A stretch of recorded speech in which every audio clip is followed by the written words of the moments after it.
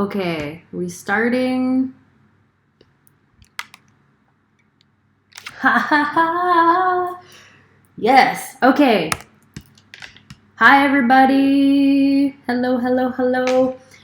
Can you chat in and let me know if you're here? And if you can hear me, I'm using a microphone and I'm trying to keep it away from me because like my voice is so loud sometimes, you guys. Like I watched a bit of the replay of the last one. It was like I was way too close to the camera.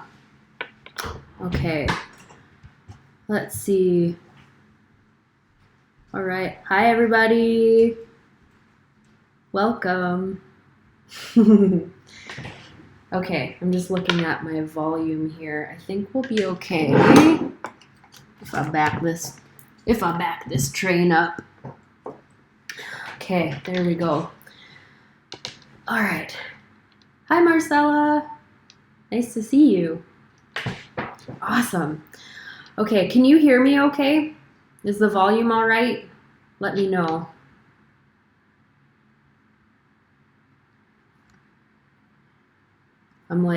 I'm still, okay, volume is good. Good. I'm still figuring out all the technicalities of this live streaming stuff. It's not, like, at least on the desktop. From Boulder, Colorado. Hello. Awesome. Yeah, at least on the desktop, it's not as easy as just, like, clicking go live and then you're live. I had to, like, get this streaming software and, like, streaming feed keys and yada yada. I think I've figured it out though. We're here.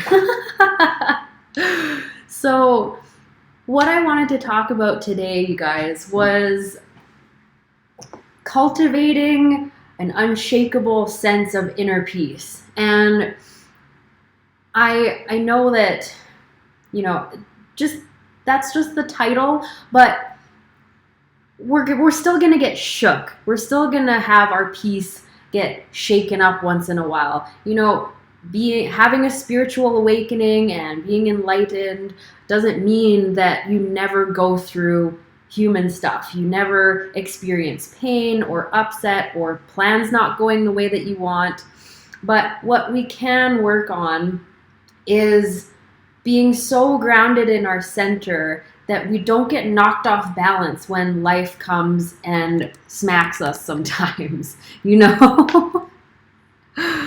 So, yeah, and I just hear a lot about, you know, oh, once XYZ happens, then I'll be happy, or, you know, or this, my friend shared this meme the other day. It said something like, adulting is like constantly telling yourself that, okay, next week everything's gonna slow down and then it's gonna be okay. But that never actually happens. Things don't slow down that much. We don't kind of reach that point where everything makes sense and everything is going smoothly, and you know, we're still human. We still experience life stuff. And the big thing for me with that whole idea is that then you're putting your happiness and your peace, you're making that conditional. You're putting that at some distant point in the future rather than allowing yourself to experience that now. You know what I mean? I just need some water.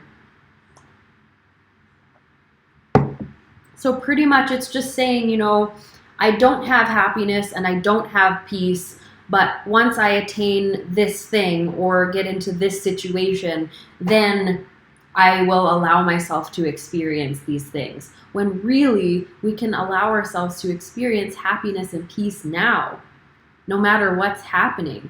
Even if, like, things look freaking crazy on the outside, we can be calm waters inside of our own selves.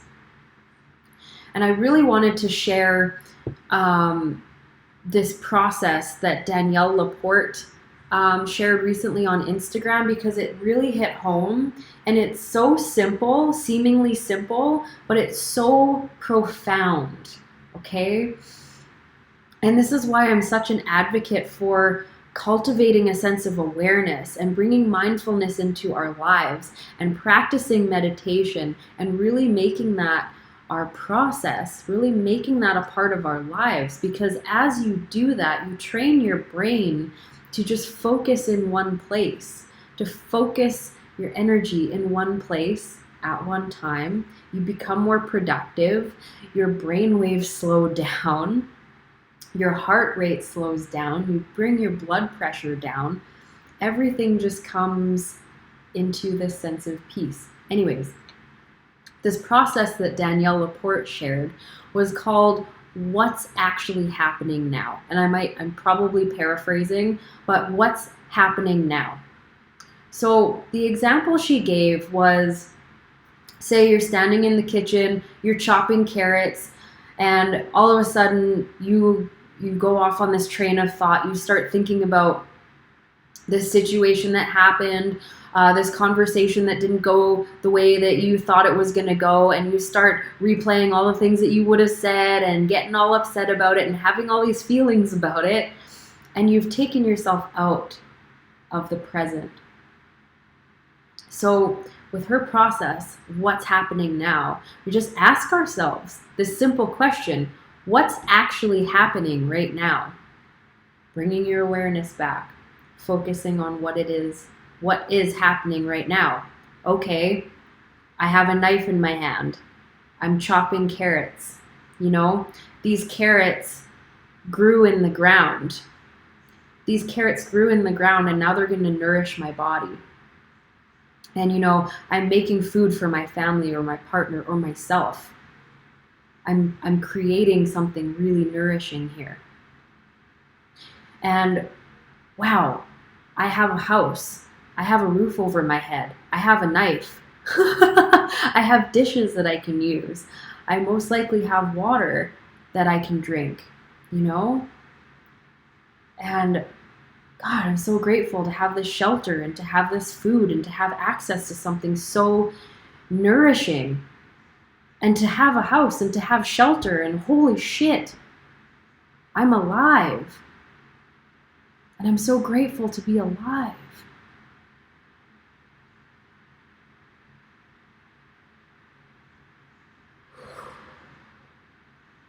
And you can do that with anything that's going on in your life right now. What's actually happening? Because we've gotten to a point now, we have access to so much stimulus on a day-to-day basis. Like, you look at this thing, this phone thing that we have access to every bit of human knowledge that has ever existed at our fingertips. And I spend a lot of the day with my phone off. Know thyself, hello, because that constant binging is just a constant distraction, And even if you don't check your phone, when your brain hears that ding, it's automatically going over there, wondering who it is, and wondering, oh, did so-and-so respond to me? I wonder what they said. I wonder, and then thinking about how you're going to respond and how that conversation is going to go. And we're constantly pulled in a million different directions. So if you can really integrate this practice into your day-to-day life, and oh my goodness, it really just gets you out of that incessant train of thought and into what's actually happening now. So what is actually happening right now? I did this just earlier because I had too much coffee and I started having heart palpitations and freaking out a little bit, and I did this in my own life, and I was like, okay, what's actually happening now? This is actually, I've been doing, Danielle put it into such amazing words, but I realized that this is a practice that I've been doing for a lot of years now. And this is actually how I have gotten a handle on my anxiety. Because for those of you who don't know, I used to have panic attacks all the time, 2-3 times a week. It just got to be a regular thing that I just felt totally out of control of my emotions. And when I started meditating, it started bringing this sense of peace into my life. And it was so gradual that I didn't really notice until I was on the bus one day reading a book and not getting motion sick, because I could never read in a vehicle, never ever before. And suddenly I'm on the bus, the crowded ass bus in Vancouver, reading a book and not feeling nauseous. And I was just like, whoa, okay, what is going on? What is happening? What is going on? And it made me start investigating what had changed. The biggest thing was that I was having a consistent meditation practice and bringing that practice into my daily life. Because there too, motion sickness, anxiety, excuse me, of any kind is just us feeling like we're out of control. And so if you get motion sickness, that's anxiety in a vehicle messing you up because you feel out of control. It'll be either out of control of the vehicle or out of control of your emotions while you're in the vehicle, and then the extra motion just makes you kind of crazy. But that I kind of went off on a tangent there. But this is why I'm such a big proponent of awareness, cultivating awareness and mindfulness in daily life, because that is how you start to bring your everything back into alignment, back into your center, and how you start to really take the reins of your life. So that's one way that we can cultivate like inner peace in our daily lives, is just practicing. And that this practice is actually reprogramming your subconscious mind as well, and reprogramming your reactions. So rather than just unconsciously reacting to what's going on, when you take yourself out of that and ask yourself the question, what is actually happening right now? And you start to investigate. Like, okay, I'm having anxiety. I'm feeling anxious. Okay, I had too much coffee. Okay, caffeine makes you feel anxious sometimes. All right, how cool is it that I get to drink coffee out of my little owl mug and it's so cute, and I have access to coffee that's coming from a different country, and wow, amazing industrial achievements that we get to import things from all over the place, and we have that privilege. And wow, I have dishes, I have dishes to hold my food and to transport this nourishment into my body. And wow, my body is amazing because it takes these things in and it shows me by how it feels what's going on, and it gives me another opportunity to come back in. And wow, isn't it cool that we have conscious awareness? We have the sentience and the capacity to really investigate ourselves. And man, it's cool to be alive. And wow, I'm really grateful to be alive right now. Wow, I'm blessed. See how that just takes things down a whole bunch of notches? It's fascinating. And the more you do this, like I said, the more you do this, the more you're reprogramming your subconscious mind to get out of reaction mode and back into curiosity and back into mindfulness and back into the now, back into this moment.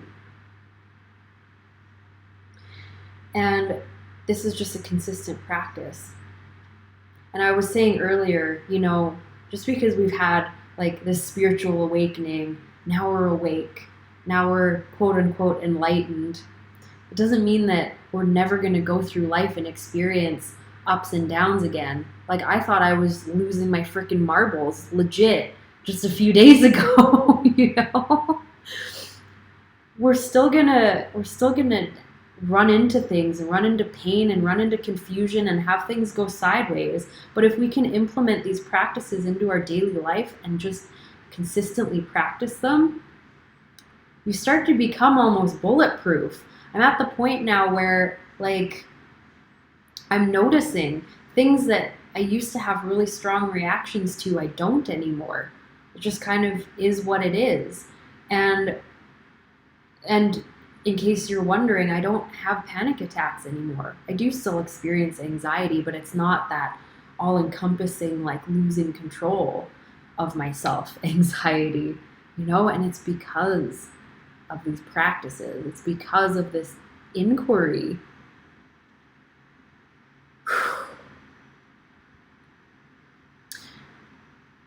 And this actually makes me think of something else now that I'm in it,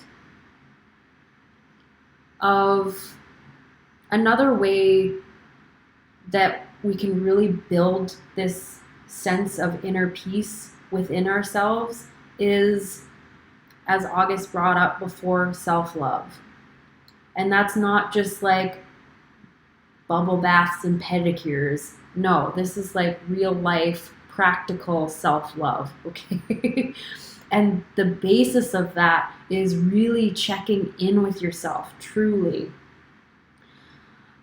A lot of us have been programmed to be constantly looking to our external environment to kind of dictate how we show up and how we act.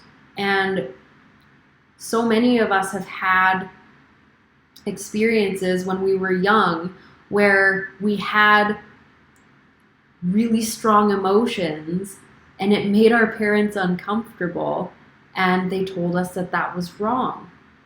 And so when that happens, we internalize that as, our feelings are invalid, and we learn how to not trust ourselves. And that whole experience actually programs us to look outside of ourselves for direction. Well, I was feeling this thing and I thought that was my truth, but my caregiver told me that that's not my truth, so I will look to them for guidance next time because I don't understand my own feelings. So that's why this kind of a practice is so important, to actually bring us into alignment with who we actually are. And this sounds simple, but it's actually really a profound practice of just getting to know yourself again and showing up for yourself and actually listening to your own emotions. And when we do that, we actually build trust within ourselves. So that might be another video topic for another day. But the big thing I wanted to talk about on this live tonight was this practice of what's actually happening right now. Even if outside of you it seems like some crazy dramatic stuff, you can look at it and kind of just step back. You don't have to literally step back, but just step back and bring your energy back and look at the situation objectively. So even if someone is screaming in your face some crazy obscenities about yourself, you can ask yourself in your mind, okay, what's actually happening right now? Okay, someone in front of me is feeling some really strong emotion. And if they're screaming in your face, they most likely want you to feel the same kind of extreme emotion. Okay, I don't have to choose to engage with this. Okay, I can control my tone of voice and the volume of my voice. Okay, when someone screams in my face like this, it makes my body feel this way. Okay, I get to choose now whether I want to stay in this situation or I want to walk away. Or if I'm going to stay, I get to choose whether I yell back or whether I speak calmly and keep my own inner peace.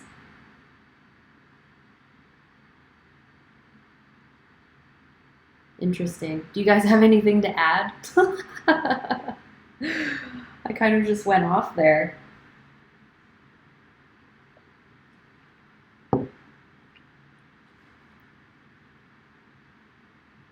But this is the big thing, is that getting to a point, and like I'm just sharing my own experience. I still have so many times where I go off the deep end a little bit. It's gonna happen. We're human. But okay, I just got another one now. I don't know if you've read A New Earth by Eckhart Tolle, but it's such an amazing book. And he relays this story in the book of a monk who, I think it was a monk, this dude, okay, who his one reaction to everything that happens in life is that so? So it doesn't matter what's happening. The example in the book actually was this guy, his neighbor's daughter gets pregnant, and they blame this guy because the daughter lied to her parents about it. They blame this guy. They're like in his face screaming about it. And he just says, "Is that so?" And then they come back once she's had the baby and say, "This is your fault. You did this. Now you look after the baby. Is that so?"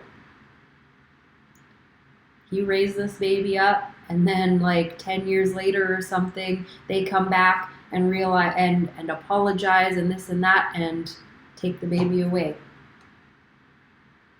Is that so? You can really get to a point where it doesn't matter what's happening in our outside world, in our external reality. We can be at peace. We can just have the calm waters inside of ourselves and keep in that. And it's fascinating. If you've never practiced this kind of, would you call it Stoicism? It's incredibly empowering to really rein in your reactions and really observe yourself in situations and choose to either respond differently or not respond. Choose how you're going to participate or not in the situation. But really just bring it back and keep yourself in this state of inner peace. But I wanted to stress the point that this is a constant practice, you know? Our inner peace is not conditional on reaching some point, finally having access to some mystical experience, you know, and you don't have to be on top of a mountain somewhere meditating to have this kind of stoicism. I really want to just encourage practical principles like this because they are life-changing and they seem so simple, but if you can be diligent with these practices, they can actually change your life and change your whole experience of life. I just have to have a giggle here. I'm sitting here just observing myself as I'm talking, and even just talking about these practices, I've calmed right down. It's absolutely amazing because now, you know, you get to a point where your mind is just like, okay, what's happening now? Checking in, constantly checking in.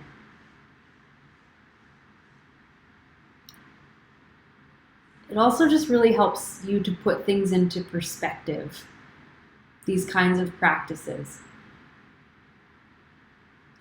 Because when you can be in a situation and observe yourself and observe your reactions to what's going on, and observe your thoughts, so watch yourself react, your gut reaction, and then watch where your mind goes when you react. And you can be doing this with your mouth shut. But just to see the programming, to kind of step out of that and see the programming, see how you have reacted in the past and how your mind just automatically goes back to relate this experience to what happened in the past, and then all the subsequent emotions that come up from the past into this present experience, even if it's something really small. Like, this is fascinating.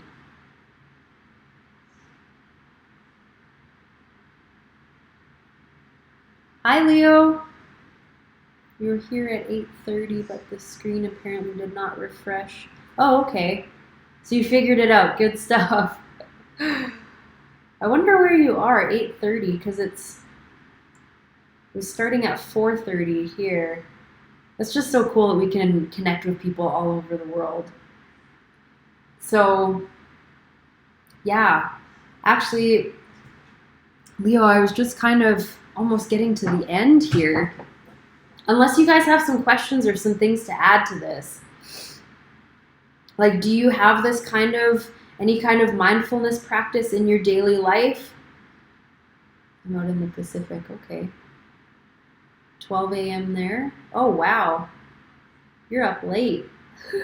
Well, that's late for me anyways. Like, I'm usually in bed by 10 o'clock. I like being up early, the early morning hours. So, yeah. Leo, I was just going over this practice that Danielle Laporte shared called What's Actually Happening Right Now.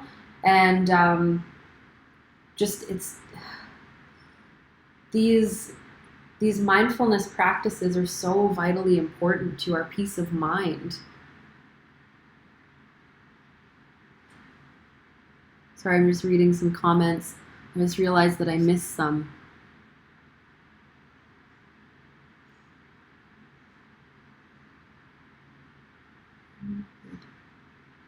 No, but definitely need to get back to meditation. Meditation is the answer. I fully agree.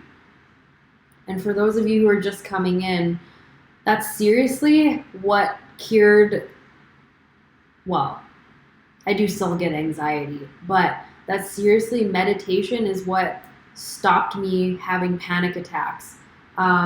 Leo, you weren't here, but I used to have panic attacks like 2-3 times a week.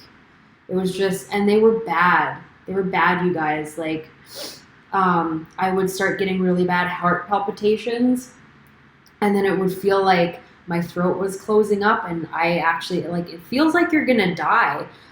A bunch of times too, I actually got tunnel vision, like everything just would, and started getting like stars. I thought I was gonna pass out, and it's just a few times too, like my body was actually just vibrating like this, you know? It's like, it's so much freaking energy that your body can't handle it. Like, used to have panic attacks like that often, so often, until I really started meditating and doing it consistently. And it wasn't much, you guys. It was like 5 minutes a day. Seriously, I started with 5 minutes a day in the morning, just meditating on my breathing. And panic attacks before or after the Kundalini happened? Both. It was a longer stretch of them happening before the Kundalini happened, and then after it happened as well, I was having them. And I found out after too that sometimes panic attacks can be a symptom of a Kundalini awakening, but I was already dealing with them, so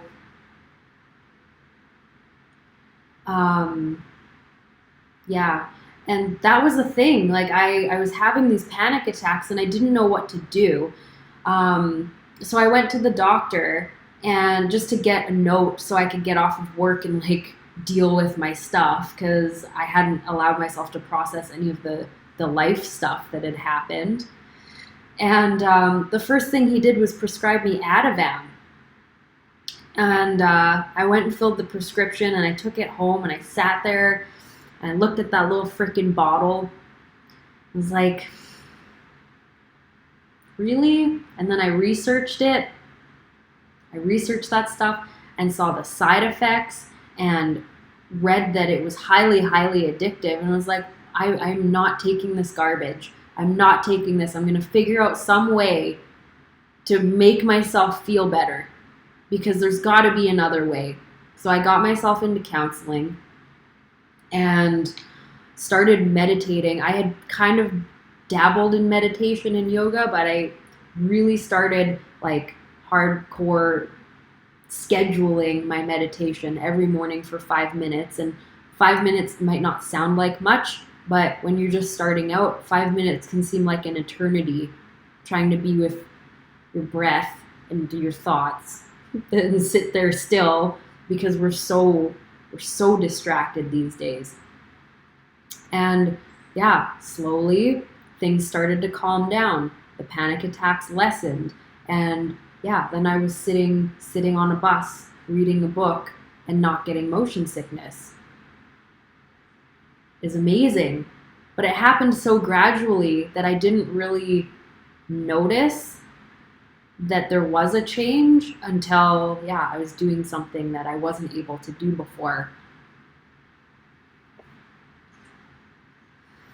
Have you heard of sacred secretion? I have not. What is that? What's sacred secretion?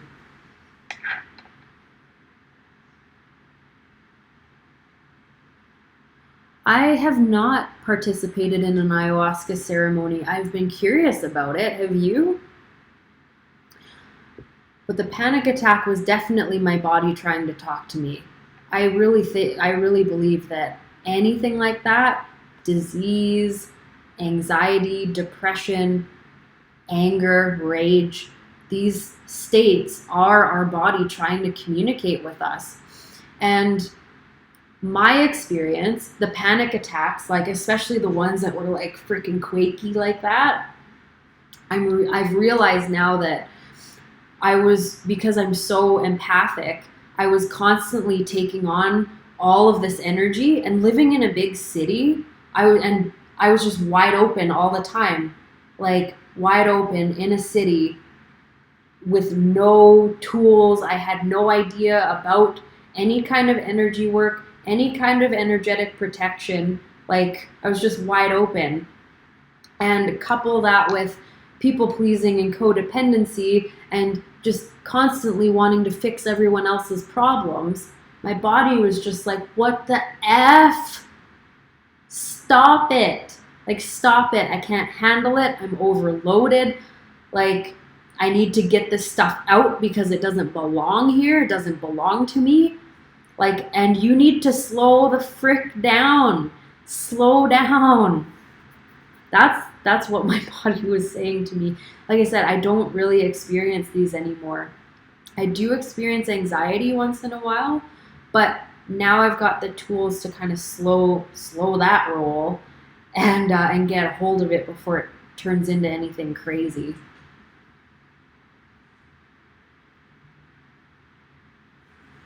Cool. Ayahuasca was life-changing. No doubt. I've heard some really crazy stories about ayahuasca ceremonies and what the changes that happen in people's psyches and spirits. Do they make you go through kind of an initiation process before going to ceremony? Because there are also stories of people like having psychotic breaks after an ayahuasca ceremony. So I would imagine you kind of have to be ready and really go in with a solid intention, but I don't know. Maybe you can let me know. You lived in Manhattan for many years. Wow. Yeah. It can really be a challenge. Manhattan is beautiful. Cats are calming when I get disturbed. I have a few cats that will come up and check on me. That's awesome. Yeah, my dog Jack he's really empathic too. And when I'm getting a little squirrely, he comes over and nudges me like, hey, you need to go outside. Animals are amazing. They really are for that. So, yeah, I went off on a few tangents before you came on, Leo, about cultivating a sense of inner peace. Know thyself. What is sacred secretion? I kind of want to know. I'm going to research that afterward. But all of these things, they are just a gradual change, you know, and just you've got to just keep consistent with it and keep showing up for yourself and keep questioning your thoughts and questioning your reactions and seeing what's really going on underneath. And just practice being present. I know this sounds so simple, but you really practice being present, and I think that's what that practice actually makes us do, is just come right into the moment, right into exactly what is happening now. Because really, anxiety is just our minds are running away with us. Our minds are running away to some other point in time and analyzing and thinking and speculating and wondering and, you know, taking us out of the moment.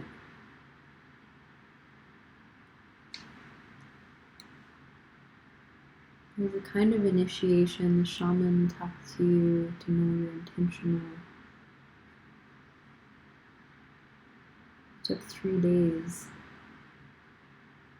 Cool.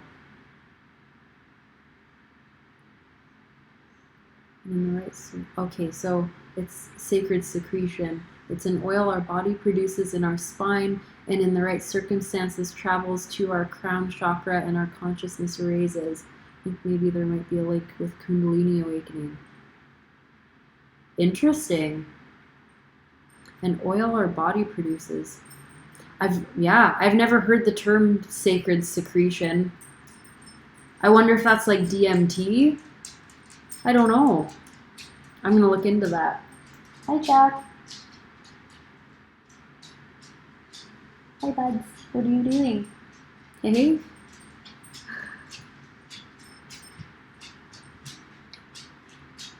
Yeah, I don't know what cranial sacral is either. That's cool. I'm going to look into that.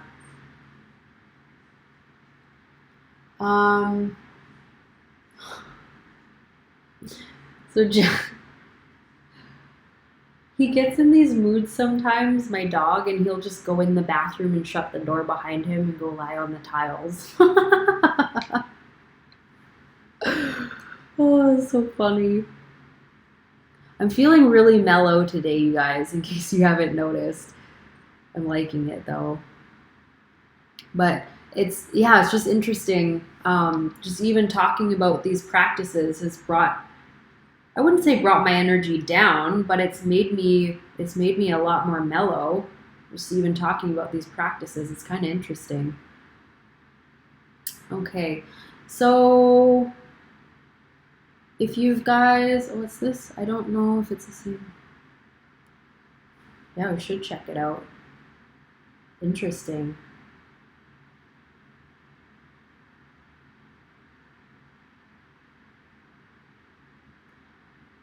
I love this community, you guys. I love when we can all come together and talk about this kind of stuff.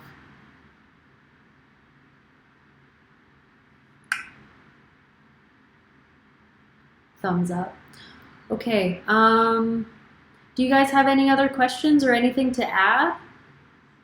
So probably shut this guy down pretty soon. But I do love hanging out with you guys. If you've not read it yet, you should read Journey of Awakening by Ram Dass. It's a guidebook on meditation. It's a beautiful book. Cool. Oh, thanks, Carrie. Oh, Carrie's in the house. Hi. Yeah, I haven't read that book. But I do love Ram Dass's teachings for sure. I'm going to actually, hang on. I'm going to add this to my list. There are so many books to read, you guys. Like, I don't know if there's any way we could actually read them all.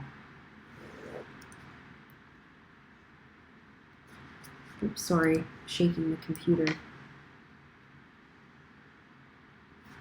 Yeah, I just want to write this down because excuse me, for some reason I couldn't find all of these comments on the replay of my last live, so I just want to make sure I get this here.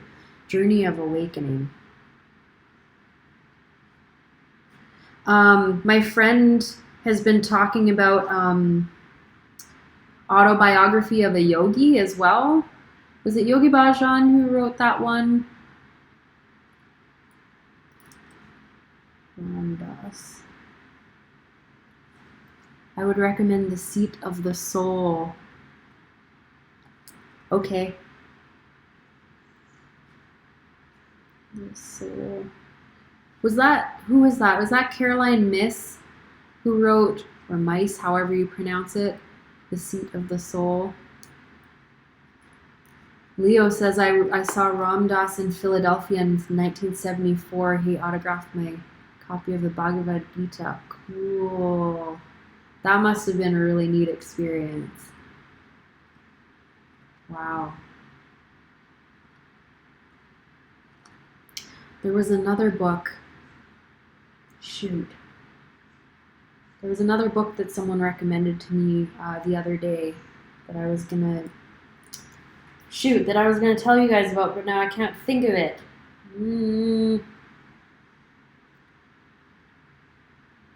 Come on, brain. Yeah, it's gone. I'll let you guys know if I remember it. It'll probably come up when I'm like ready to go to sleep. Yogananda, thank you.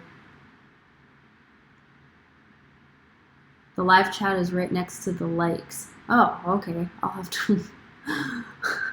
Like I said, I also, like, I do graphic and web design. I am pretty techie with some things, but this live streaming, you guys, like, obviously I'm figuring it out, but it's it's a learning curve for me.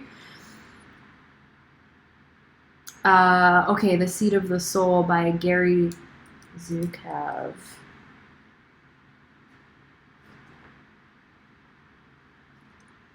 Do you guys use Audible or listen to audiobooks at all? I've been wondering about that.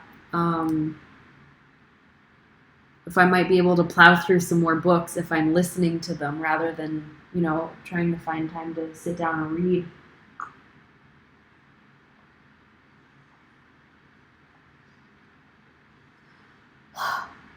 I was in the sun a lot this morning. I need water. There's a big car show going on here, and it was just awesome. So we were watching the 100-yard dash this morning. No, I prefer to read. Yeah, I like reading too.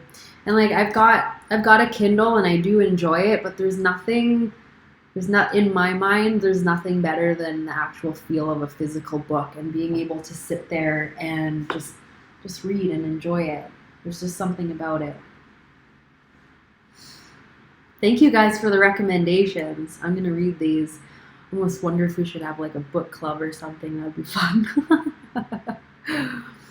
So, reader 2. I'm always rereading paragraphs to make sure I really get it. Same here. That's why it takes me so long to get through books sometimes. Sometimes. All the time. Oh, man. Yeah. Oh, I love it. I am really mellow tonight, but that's okay. I really like these live hangouts with you guys. It's just, sometimes I feel like I'm on an island, but it's cool to be able to get together with community like this and talk about what we're doing and like just talk to people who are on the same page, you dig? A book club would be great. Okay. Well, maybe I'll look into starting one like in the fall. Spiritual book club. It'd be kind of interesting to like, yeah, okay. Now my wheels are turning. My wheels are turning on book club. So,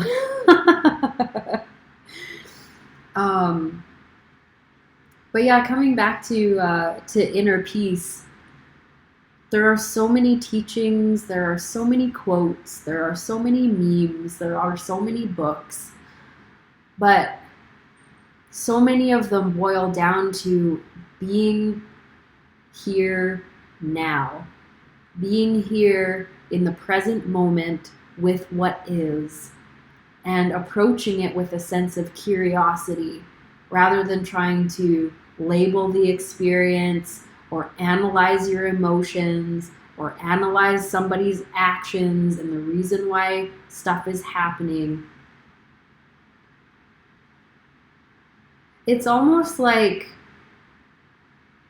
just coming back to a child's mind, a beginner's mind, having a beginner's mind in your daily life rather than just being on autopilot, approaching life with a beginner's mind and like going outside. One of my mentors actually gave me homework that I was going to share with you guys in another video, but it feels right to share it now. So my homework has been it's almost like contemplative meditation. And I think we might have talked about that last time. But so my homework is to every day pick out an everyday object and look past the labels and really just dig deep into what that thing actually is.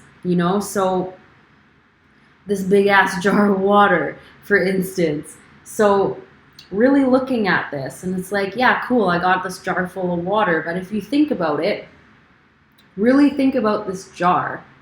This is a canning jar. You can actually, hang on, I gotta let Jack out of the bathroom. Come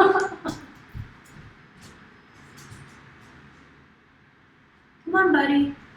Come on. So this jar, okay, it looks simple, but if you think about the design that has gone into this jar to temper the glass so that it doesn't break under the extreme heat of the canning process. And the amazing fact, hi Laura, nice to see you. I was just telling everyone, one of my mentors has given me this homework to really bring me even further into the moment. So every day I have to pick an everyday object. Jack's pacing for some reason. And really explore deeper into the object. So beyond the labels, beyond my mental construct of what that thing is. So say with this jar of water, seemingly ordinary, but if you really look at it, like the design of this glass. So Jack, what are you doing, buds? Come here. You're okay. You sit down. Sit down. There you go. Hi, buddy. So the design of the glass and tempering it in such a way that it doesn't just blast apart under the extreme heat of the canning process. And then the decision to make it this size rather than wider. What happened there? All of the trial and error to get to this jar and this shape with this circumference. It took a lot of practice.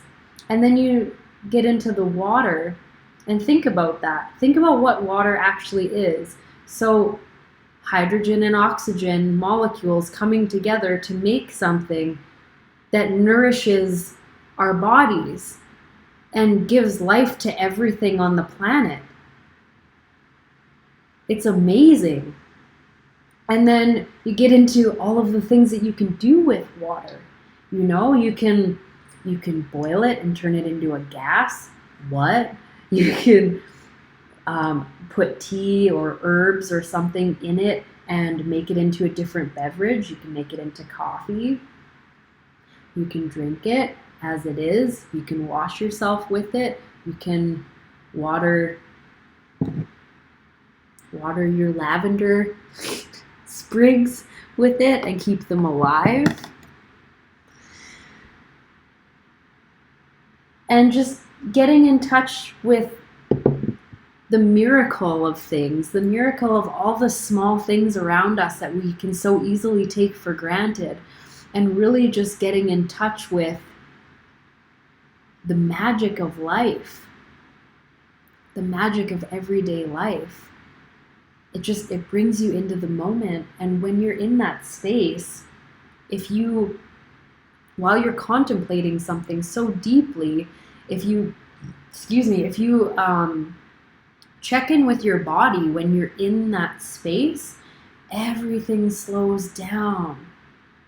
Your muscles relax, your breathing slows down, your mind, because it has a job, has slowed down, and you've dropped right in and you're just hyper present and aware.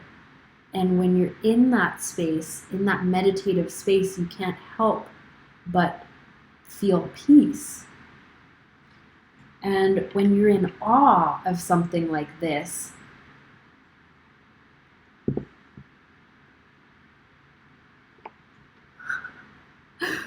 you can't help but express gratitude for the privilege of witnessing such a thing and being able to interact with such a life-giving substance such as water. You know? I'm gonna drink some now.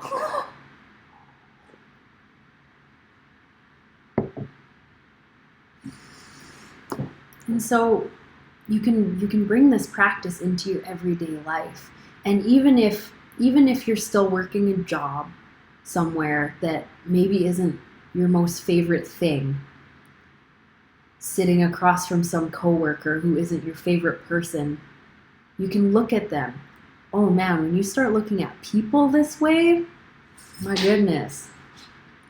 And just looking past the annoying shit that they do, if it's this coworker that you don't like, looking past that, looking past the words that they say, looking past their aggressive body language, and looking at them as a person, as a soul, as a being, as someone's child.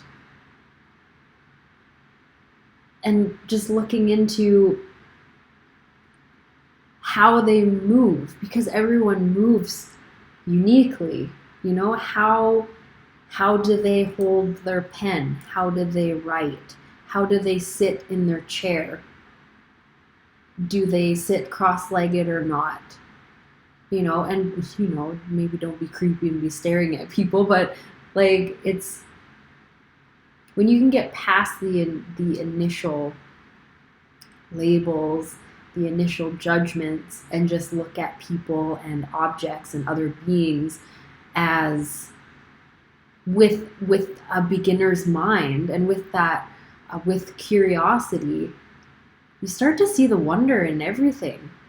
And particularly with people, it's like, whoa, I get to witness this other being in front of me, speaking, moving, looking, experiencing life in their own way, in their own unique way that I may never fully grasp.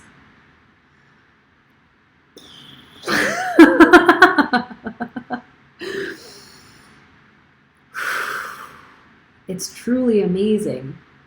And even you think about this, even thinking about this lavender, how does this come to be? In this particular climate, from a particular seed that has everything within it to create and sustain life with just a bit of water. That stuff's mind-boggling. And no, I'm not high. But so many times, like, I don't do drugs anymore. But so many times when I'm in that mode, like a few times I've actually felt high, because when you're so focused and in the moment like that, like sometimes colors have gotten super bright. I've started smelling things really intensely. I've started hearing all different layers of sound in something seemingly ordinary, even something like a siren going by. When you're in that mode, you start to hear the different layers of sound in something, like you just get this new perspective and experience things in a completely new ways. And it's just like, it's mind-boggling. Can you tell a little about how you got a mentor? Sure. It happened randomly for me. How did that happen? I went to a demonstration of mediumship here in town just to see what was going to happen. And I was watching this man do his thing, and I could see, I could not take my eyes off of him, and I just felt this huge draw to him. And after the demonstration was over, I went over to him and talked to him, and ended up booking a session with him.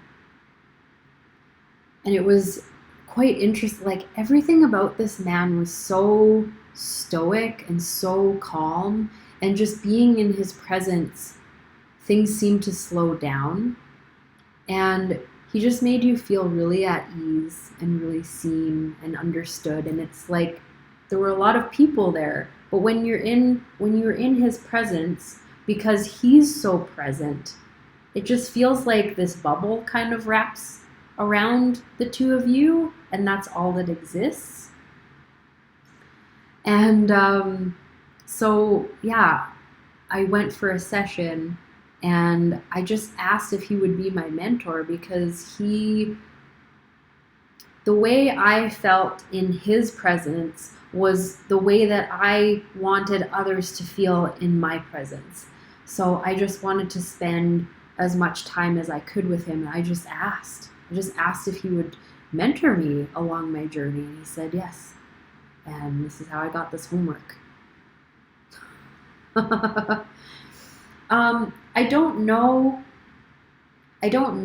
if there's a database of spiritual mentors out there. I don't know what kind of resources are out there for mentorship. I think it's important. I think it's really important, and this is another reason why I started this channel, was to just have these conversations and talk about these types of things. Because when I was going through my awakening, I had no guidance, and it was super scary. So I just, yeah. Anyways. Laura says, I'm smiling just thinking of doing the homework. Love seeing things in a new light, right? It's amazing. One thing that I really enjoy too for seeing things in a new light is when you're taking pictures of something, rather than taking pictures straight on, take pictures of a whole bunch of different angles. So say a flower, rather than just standing over it and taking a picture, get underneath it and take pictures of the undersides and get inside the petals and like look at the leaves and look at it in conjunction with the backdrop. And yeah, life is really, we have so many opportunities to experience wonder on a daily basis. Should check out the Quantum Gravity Research YouTube channel. What is reality video is pretty interesting. I will do that. Cool. I'm going to do that probably this evening.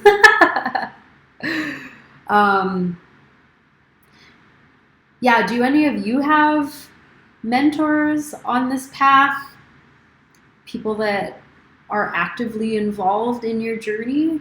I'd be curious to know that, because yeah, like I've got a couple of people that I work with, and I think it's really important to have guidance and to have people to bounce ideas off of and to have people to talk to when your mind's constructs are breaking down and you're freaking out a little bit. So yeah, I kind of went off on a tangent there again. Okay, wow, it's been an hour. That's crazy. Yeah, if you guys have any other questions or things to add, get them in there. Because I think I'm gonna probably check out in a little bit here and get some food and get on with my evening. In my dreams, I made it a point to seek out ideal personas, and that has turned up stuff.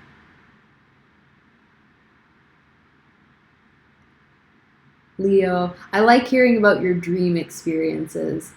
You've had some really trippy dreams.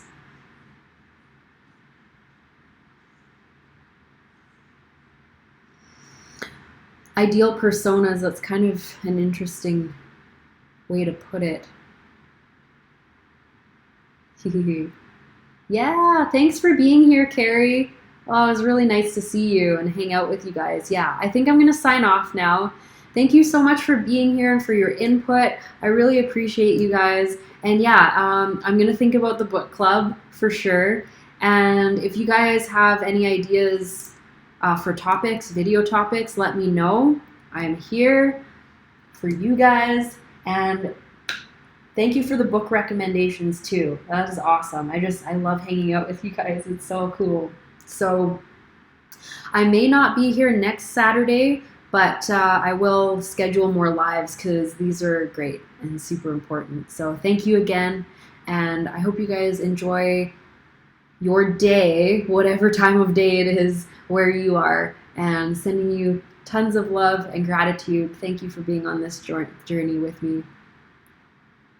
Awesome. Okay, guys, have a really good night. I'm going to have a good night. You have a good day, wherever you are. Bye for now.